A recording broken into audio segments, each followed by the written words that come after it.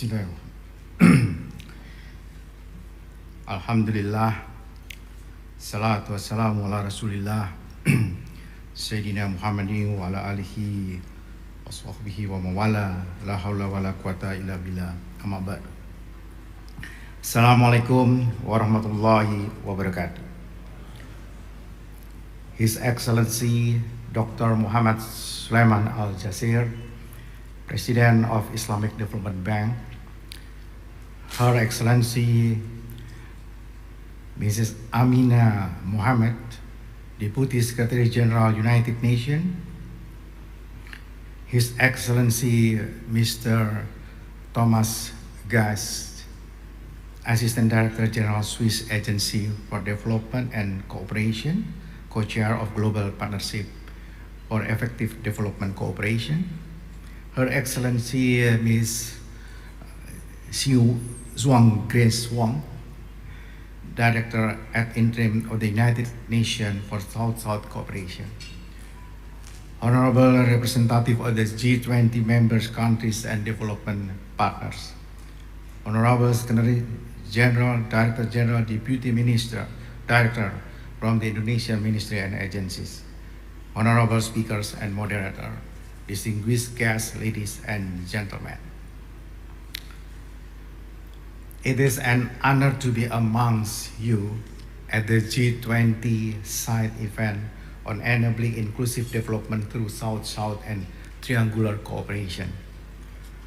For those who have traveled a long distance, and particularly for ones who happen to experience this country for the first time, with utmost regards, allow me to say, Selamat datang di Bali, the beautiful island in Indonesia.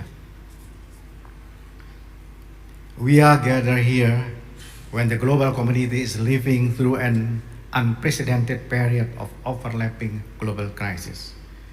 The International Monetary Fund has projected an inflation rate in 2022 of almost 6% in advanced economies, the highest in 4 decades, and close to 9% in developing countries, the highest since the Great Recession. The COVID-19 has highlighted several current threats interlinked to the future vulnerabilities. Developing countries are struggling to recover from the COVID-19 pandemic, challenged by global supply chains disruption and climate change. From the Conference of Parties last year, COP26, to the ongoing Conference of Parties 27 in Egypt, the global progress of tackling climate change has not been significant. As the impact of the pandemic, the target to jointly mobilize $100 billion for adaptation finance was not met until today. We have witnessed that the widening development gaps not only prevails between countries but also within countries.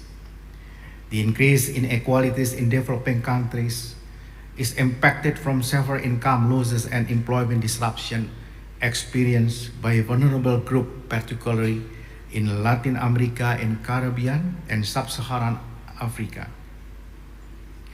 The major setbacks of development today are an effort to advance the full implementation of the 2030 Agenda for Sustainable Development.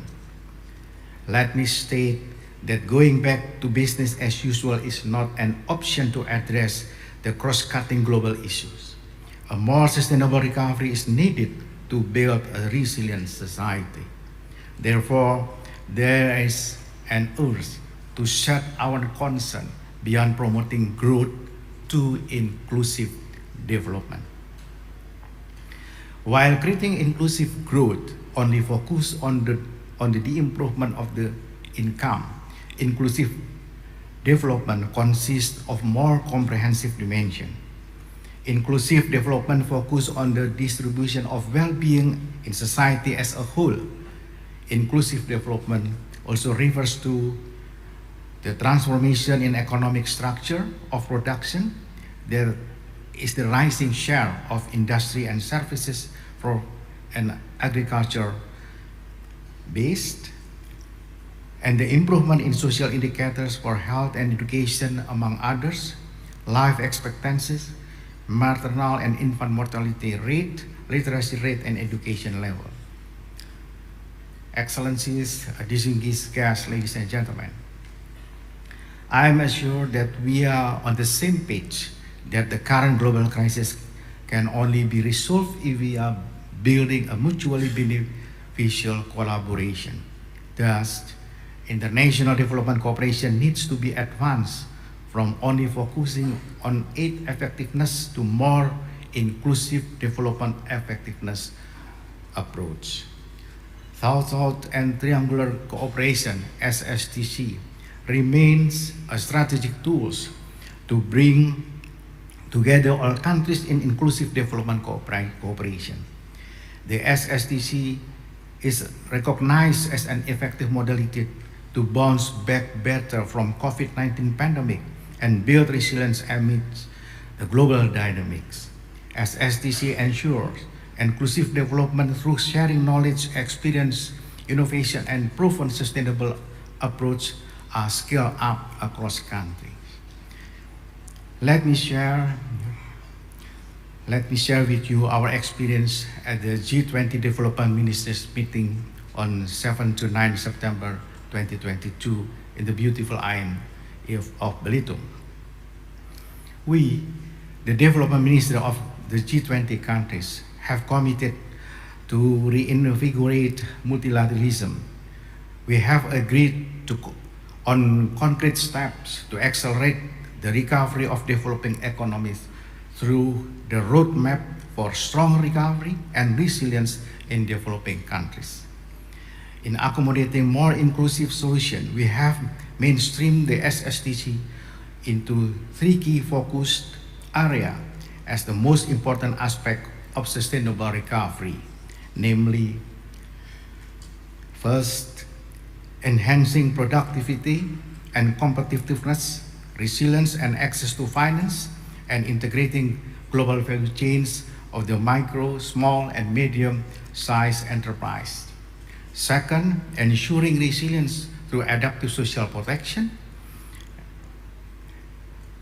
And the last one, promoting green-blue economy through low greenhouse gas emission, low carbon and climate resilient development.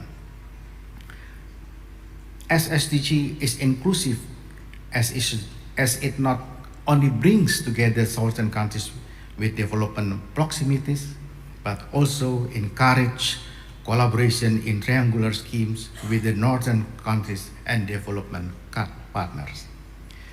If we recall the outcome of the second UN high-level conference on South-South cooperation in 2019, that is Buenos Aires Plan of Action, BAPA plus 40 outcome, coordinated multi-stakeholder mechanism in SSDG are encouraged to leverage the expertise and resources mobilization.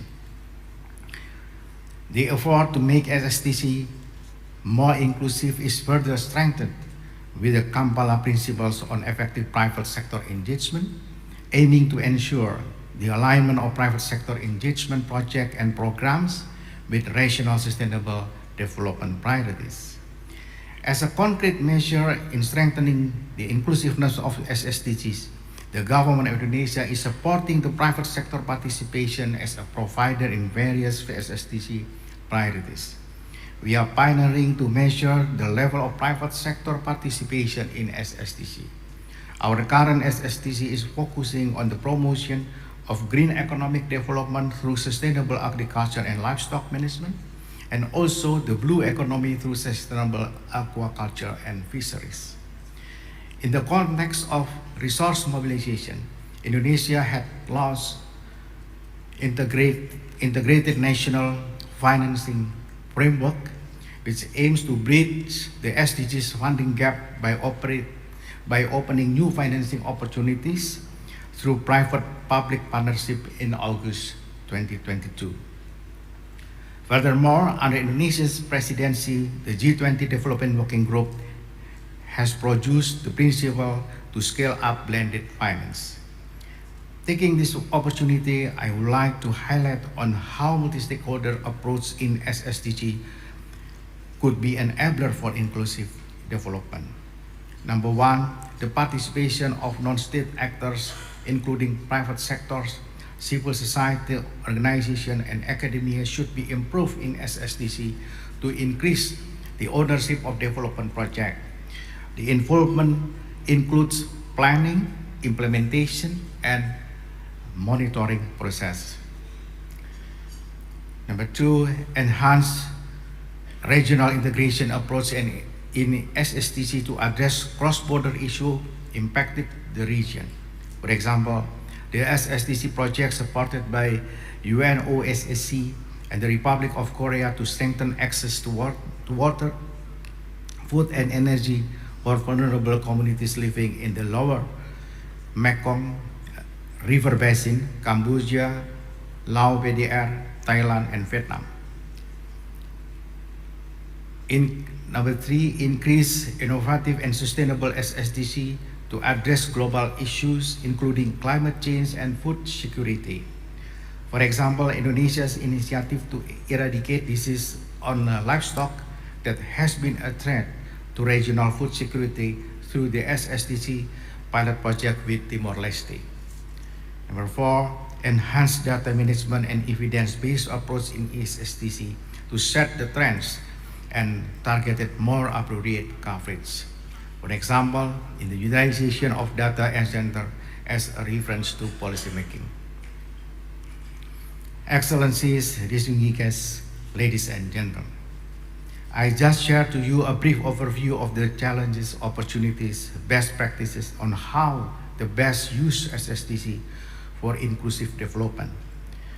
I do hope that these issues could be further elaborated at the session of this side event, including on how to institutionalize SSDC in the national ecosystem, make use of SSDC to support business climate, and promote SSDC in digital transformation, including data management.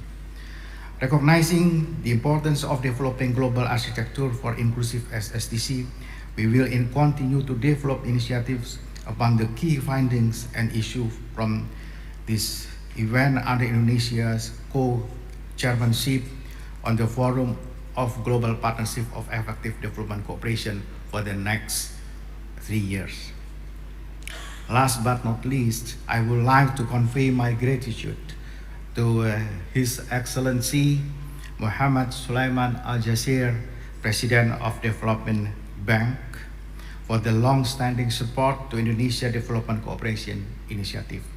I also would like to extend my gratitude to our development partners, delegates, country representatives, and all parties for working together to make this event successful. I'm looking forward to working on the new initiative and collaborative action emerging from this G20 side event. Thank you. Assalamualaikum warahmatullahi wabarakatuh.